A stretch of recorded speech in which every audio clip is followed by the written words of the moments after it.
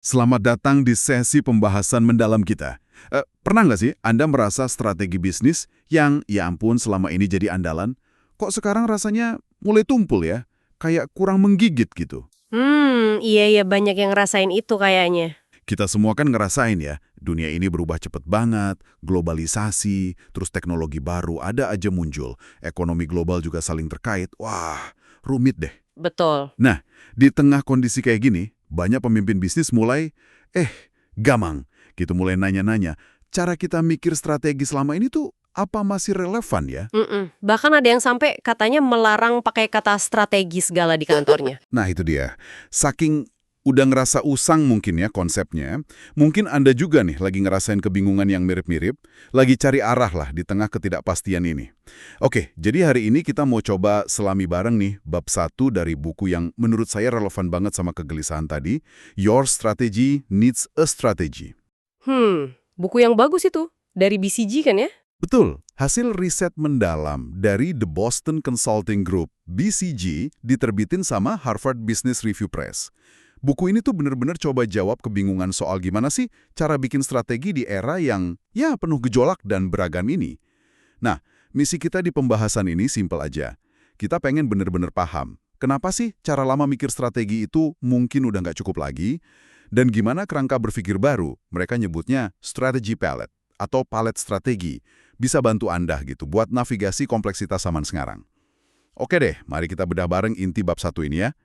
Jadi, bab 1 ini langsung ke intinya banget. Lingkungan bisnis sekarang itu bukan cuma soal berubah cepat aja, tapi juga jadi makin beragam kondisinya, plus penuh ketidakpastian. Iya, 2 poin itu penting. Beragam dan tidak pasti. Globalisasi, teknologi yang makin cepat, ekonomi global yang nyambung semua, ini kan bikin tantangan baru semua. Pemimpin-pemimpin yang diwawancara buat buku ini juga ngomongin dilema yang sama kok. Gimana tuh katanya? Ada yang ngerasa strategi lama ya udah harus dirombak total. Ada juga yang, terutama di perusahaan gede ya, yang punya banyak unit bisnis, ngerasa nggak mungkin lah pakai satu pendekatan strategi buat semuanya. Nah, itu dia.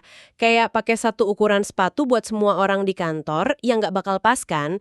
Yang menarik di sini tuh penekanannya bukan semata-mata di kecepatan perubahannya. Ya meskipun itu penting juga sih, tapi yang lebih krusial lagi itu keragaman lingkungannya. Jadi satu perusahaan gede itu bisa aja menghadapi banyak medan perang yang beda-beda kondisinya secara bersamaan. Oh gitu ya?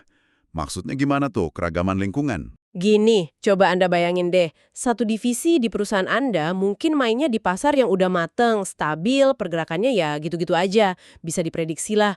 Mereka mungkin butuh strategi yang fokusnya ke efisiensi, perkuat posisi pasar. Oke, make sense. Tapi, di saat yang sama, divisi lain mungkin lagi ngerintis pasar baru yang, wah, liar banget. Penuh gejolak, teknologinya ganti tiap bulan, masa depannya susah ditebak. Nah, mereka ini jelas butuh pendekatan yang beda banget kan? Mungkin lebih fokus ke eksperimen, kelincahan. Ah, iya, kebayang. Beda banget kebutuhannya. Makanya, paradigma lama soal satu strategi terbaik buat semua itu jadi usang. Perusahaan modern tuh perlu bisa milih pendekatan yang pas atau bahkan ngegabungin beberapa pendekatan buat bagian bisnis yang beda-beda. Dan nggak kalah penting, harus bisa nyesuaiin diri kalau lingkungannya berubah lagi. Betul banget. Udah nggak zaman ya satu resep rahasia gitu. Nah, buku ini terus nawarin solusi yang menurut saya cukup elegan nih.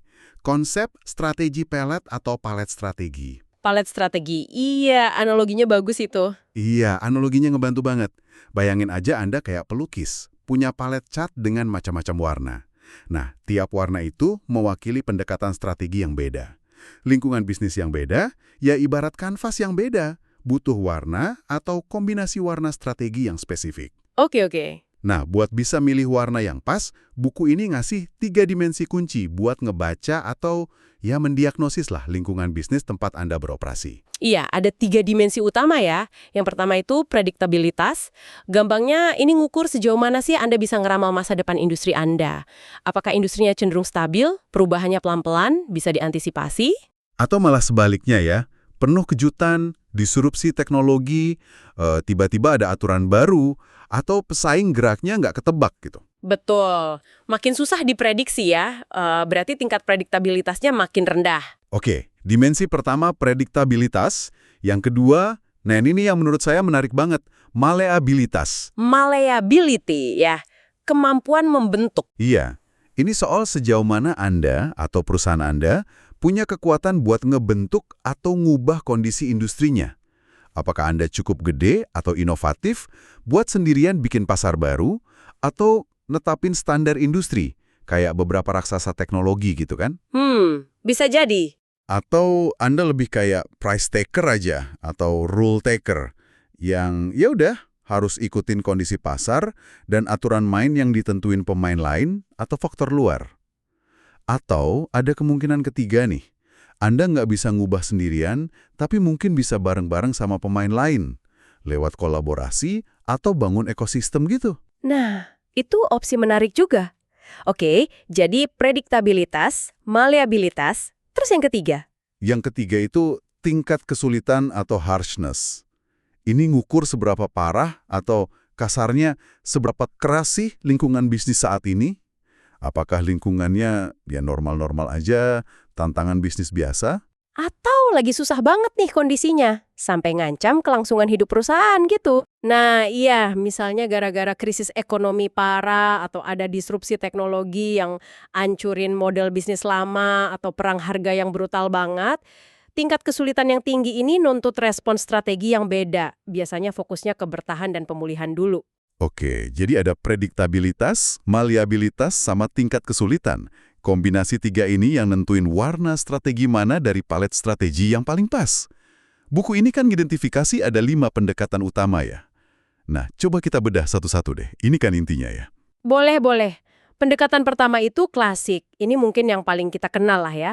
Cocok buat lingkungan yang relatif bisa diprediksi. Jadi prediktability-nya tinggi, tapi susah Anda ubah sendirian. Malleability-nya rendah. Oke, lingkungan stabil, tapi kita nggak bisa banyak ngatur. Betul. Di sini tujuannya ya analisa pasar, cari posisi paling enak, terus bangun keunggulan kompetitif yang awet buat pertahanin posisi itu. Fokusnya sering ke positioning, jadi pemimpin biaya karena skala produksinya gede banget, atau jadi unik karena produk atau layanannya beda banget. Karena lingkungannya stabil, keunggulannya bisa tahan lama ya. Iya, cenderung gitu. Contoh klasiknya di buku itu Mars Inc. yang bikin permen sama makanan hewan. Mereka kan main di pasar yang perubahannya relatif lambat ya. Suksesnya dibangun di atas skala produksi yang gede, efisiensi sama merek yang kuat banget puluhan tahun. Susah buat pemain baru goyangin posisi mereka. Oke, itu yang klasik. Terus yang kedua, pendekatan kedua, adaptif. Nah, ini jadi relevan banget kalau lingkungannya jadi nggak bisa diprediksi, predictability-nya rendah, dan Anda juga nggak punya kekuatan buat ngubahnya sendirian. Malleability-nya juga rendah. Jadi serba nggak pasti dan kita nggak bisa ngontrol ya. Iya, di dunia kayak gitu, rencana jangka panjang yang kaku ala klasik tadi jadi nggak guna kan?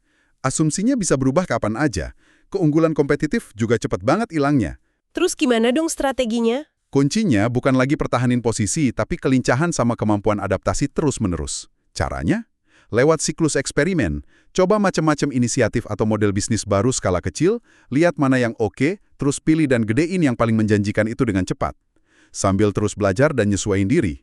Jadi, keunggulannya sifatnya sementara aja ya, tapi bisa didapat berulang kali. Betul. Contohnya di buku itu, Tata Consultancy Services, TCS. Pemain IT global gede kan? Mereka main di sektor yang teknologinya cepat banget berubah. Kebutuhan klien juga berkembang terus.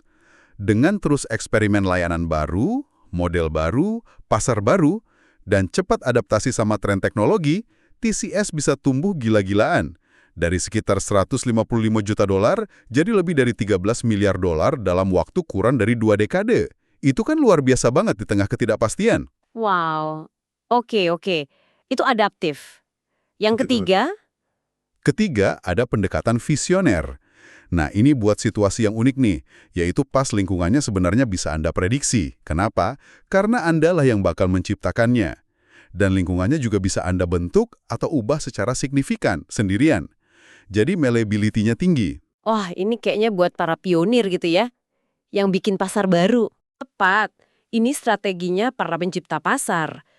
Tujuannya jadi yang pertama dan terbaik dalam mewujudin visi soal produk, layanan, atau model bisnis baru yang revolusioner, yang bakal ngubah aturan main industri atau bahkan bikin industri baru sama sekali.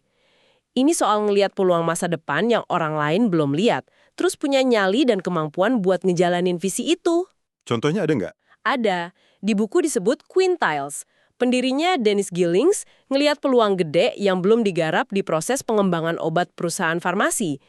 Visinya dia itu bikin model bisnis baru, ngelola uji klinis secara outsourcing buat banyak perusahaan farmasi sekaligus. Dia bukan cuma adaptasi sama pasar yang ada, tapi dia menciptakan pasar baru buat Clinical Research Organization atau CRO. Dan Quintiles jadi pemimpin di industri yang dia rintis itu. Keren ya. Menciptakan pasarnya sendiri. Oke, itu visioner. Lanjut keempat, pendekatan keempat pembentukan atau shaping. Nah, ini buat situasi yang agak kompleks nih. Lingkungannya nggak bisa diprediksi, predictability-nya rendah, tapi bisa dibentuk. Malleability-nya tinggi, tapi syaratnya harus kolaborasi sama pemain lain. Oh, jadi nggak bisa sendirian ya ngebentuknya? Ya, Anda sadar kalau Anda nggak cukup kuat atau nggak punya semua sumber daya buat sendirian bikin atau ngarahin evolusi industri baru ini. Ya. Apalagi kalau industrinya masih baru banget, aturan mainnya belum jelas. Terus strateginya gimana? Strateginya ya secara proaktif, bangun dan kelola sebuah ekosistem. Anda perlu kerjasama sama banyak pihak, mitra, pemasok, pelanggan, lembaga riset, pembuat standar, bahkan kadang sama pesaing buat bareng-bareng netapin standar teknis, bangun infrastruktur pasar, edukasi konsumen, dan ngarahin perkembangan industri ke arah yang saling nguntungin. Contohnya? Contohnya menarik nih, Novo Nordisk, perusahaan farmasi Denmark. Pas mereka masuk pasar perawatan diabetes di Tiongkok, pasarnya gede tapi belum berkembang. Mereka sadar nggak bisa prediksi gimana pasar bakal berkembang dan nggak mungkin sukses sendirian. Jadi mereka kolaborasi? Betul, mereka aktif kerjasama sama dokter lokal buat ningkatin diagnosis dan pemahaman soal diabetes, kolaborasi sama otoritas kesehatan Tiongkok buat bikin pedoman perawatan nasional, edukasi pasien juga.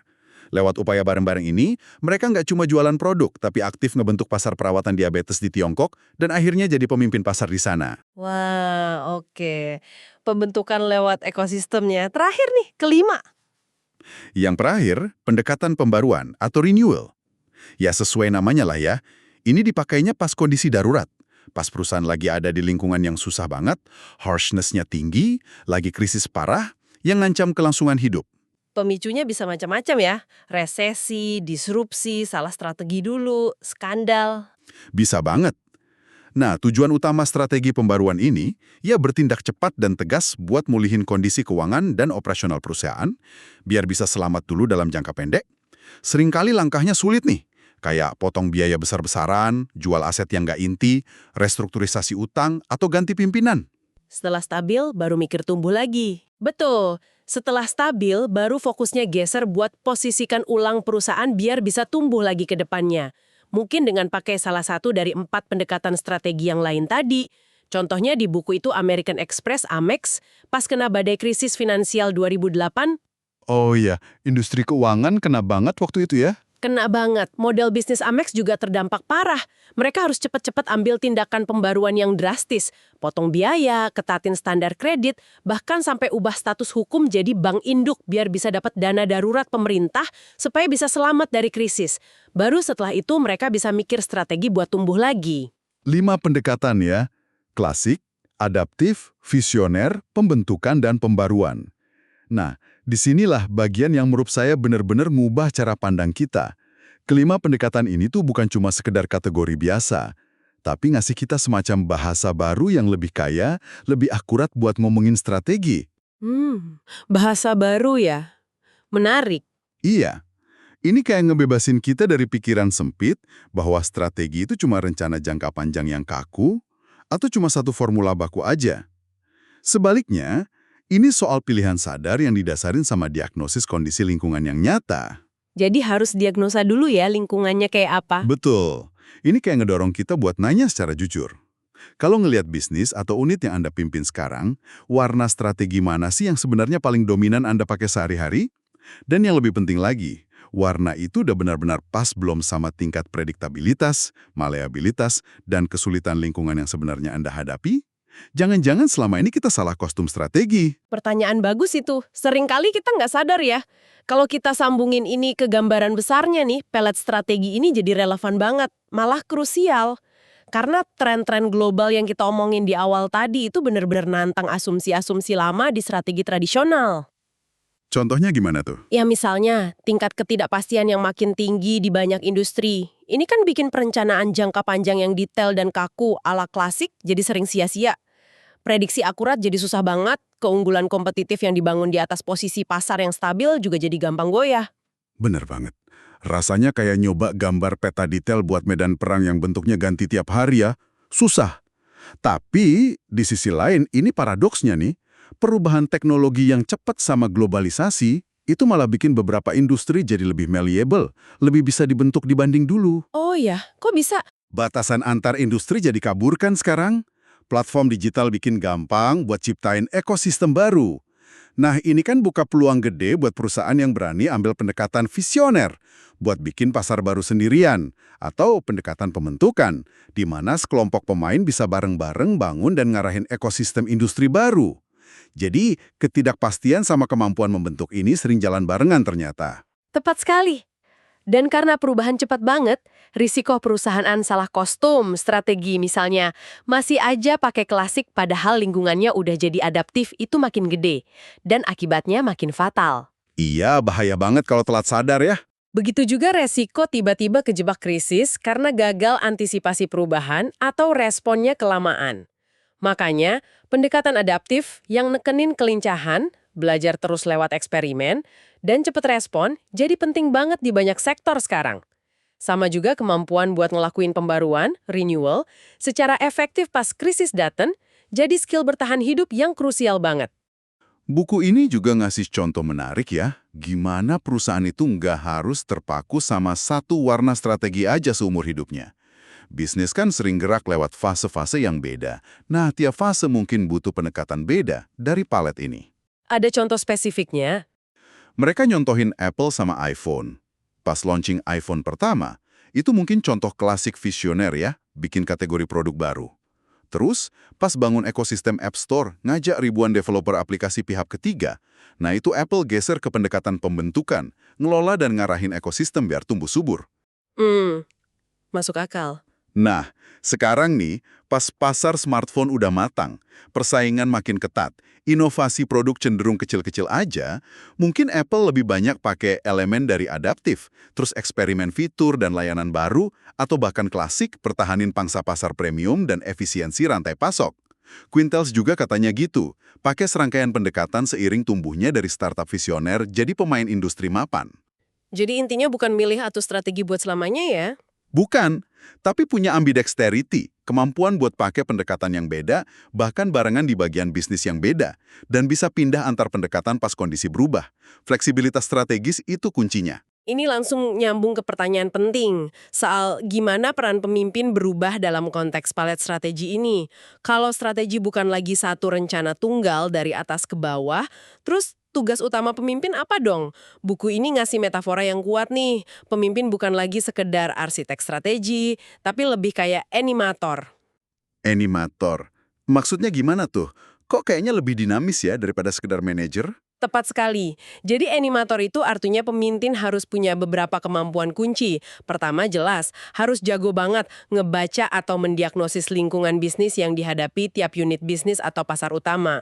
Harus bisa nilai secara akurat tingkat prediktabilitas, maleabilitas, sama kesulitan di tiap arena itu.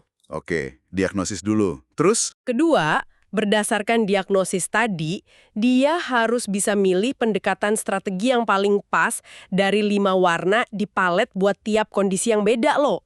Ketiga, nah ini sering kelewat nih, harus pinter nempatin orang yang tepat buat jalanin tiap pendekatan strategi. Kenapa? Karena tiap pendekatan itu nuntut gaya kepemimpinan, keahlian, cara ngukur kinerja, bahkan budaya kerja yang beda loh. Orang yang jago jalanin strategi klasik belum tentu cocok mimpin inisiatif adaptif yang penuh eksperimen. Oh iya, bener juga ya. Beda tipe orangnya. Keempat, dia harus bisa ngerangkai semua pendekatan yang beda-beda ini jadi satu narasi strategi keseluruhan yang nyambung dan meyakinkan.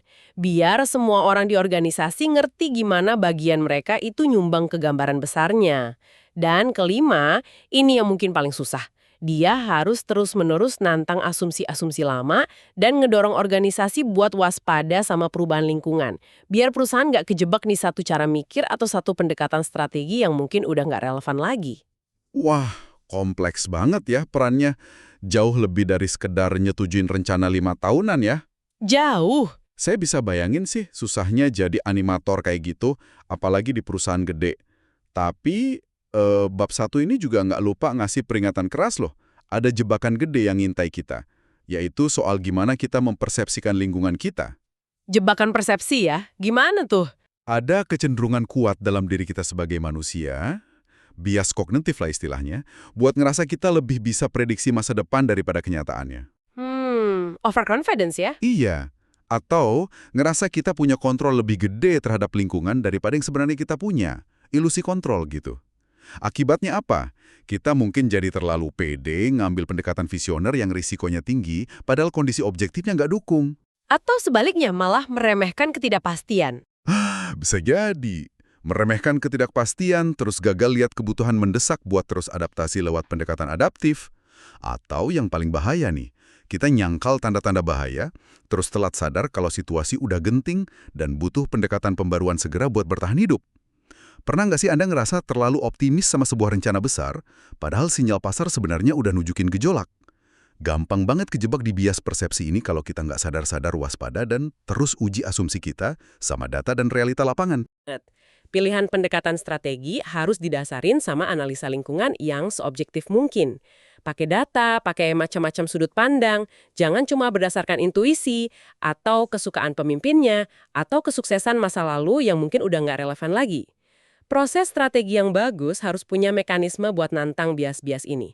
Oh ya, dan satu hal lagi yang penting buat Anda tahu nih. Kerangka palet strategi yang kita bahas panjang lebar ini bukan sekedar ide bagus atau kerangka konseptual biasa yang muncul gitu aja loh dari ruang rapat konsultan. Oh iya, jadi ada dasarnya yang kuat ya? Ada banget. Buku ini negesin kalau palet strategi dibangun di atas fondasi riset empiris yang ekstensif. Risetnya dilakuin setengah dekade sama BCG Strategy Institute, itu bagian risetnya BCG. Mereka ngobrol mendalam sama ratusan eksekutif klien BCG di seluruh dunia, bikin survei kuantitatif ke 150 perusahaan global dari macam-macam industri buat metain lingkungan dan strategi mereka. Wow, serius juga ya risetnya? Serius banget, mereka juga analisa data kinerja industri selama 60 tahun buat lihat gimana lingkungan bisnis benar-benar berubah. Terus wawancara mendalam lebih dari 20 CEO top. Bahkan kolaborasi sama akademisi top kayak Simon Levin dari Princeton, ahli biologi evolusioner, buat ngerti paralel antara strategi bisnis sama strategi adaptasi di alam. Sampai pakai model simulasi komputer juga buat nguji kinerja tiap pendekatan di macam-macam skenario. Wah, berarti bukan cuma teori dong ya? Bukan sekedar teori. Jadi ini kerangka yang nggak cuma intuitif, tapi juga didukung bukti dan analisis data yang kuat. Ini ngasih bobot lebih lah buat gagasan yang disajiin. Oke. Jadi, apa artinya semua ini buat Anda yang lagi dengerin? Pesan utama dari bab 1 buku Your Strategy Needs a Strategy ini kuat banget dan jelas ya. Di dunia bisnis yang makin kompleks, beragam, dan terus berubah ini, kita udah nggak bisa lagi cuma ngandelin satu pendekatan strategi tunggal warisan masa lalu. Misalnya, cuma fokus ke perencanaan jangka panjang ala klasik aja. Udah nggak cukup ya? Nggak cukup, kita butuh palet strategi yang lebih kaya, kayak pelukis tadi. Dan yang lebih penting lagi, kita butuh kemampuan buat jadi diagnostician yang ulung. Harus bisa secara akurat ngebaca kondisi lingkungan kita, seberapa bisa ditebak sih, seberapa bisa kita atau orang lain bentuk, seberapa sulit kondisinya sekarang. Diagnosis itu kuncinya. Betul, dan berdasarkan diagnosis itu, kita perlu punya kelincahan buat milih, nerapin, bahkan ngegabungin pendekatan strategi yang paling pas dari 5 warna tadi, klasik, adaptif, visioner, pembentukan, atau pembaruan. Nah, sebagai pemikiran penutup nih buat Anda renungkan. Coba kita ambil jeda sebentar deh. Coba pikirin kondisi bisnis Anda atau unit kerja yang Anda pimpin sekarang ini. Dari 5 warna strategi yang udah kita diskusikan tadi, klasik, adaptif, visioner, pembentukan, dan pembaruan. Pendekatan mana sih yang rasanya paling dominan dalam cara Anda dan tim Anda kerja sehari-hari? Pertanyaan reflektif yang bagus. Setelah Anda identifikasi nih, coba ajukan pertanyaan yang lebih kritis lagi. Apakah pendekatan dominan itu udah benar-benar nyambung, udah selaras sama tingkat prediktabilitas, maleabilitas, dan kesulitan lingkungan yang sesungguhnya Anda hadapi saat ini? Tentunya berdasarkan analisis yang objektif ya, bukan perasaan aja. Atau jangan-jangan ada ketidaksesuaian yang selama ini kelewat.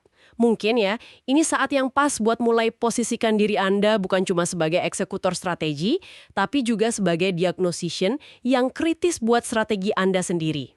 Wah, deep banget itu. Oke deh, terima kasih banyak sudah menyimak pembahasan mendalam kita mengenai bab 1, Your Strategy Needs a Strategy. Semoga kerangka berpikir palet strategi ini bisa ngasih percikan wawasan baru ya, dan jadi alat yang berguna buat Anda dalam navigasi tantangan strategi ke depan. Sampai jumpa di sesi berikutnya.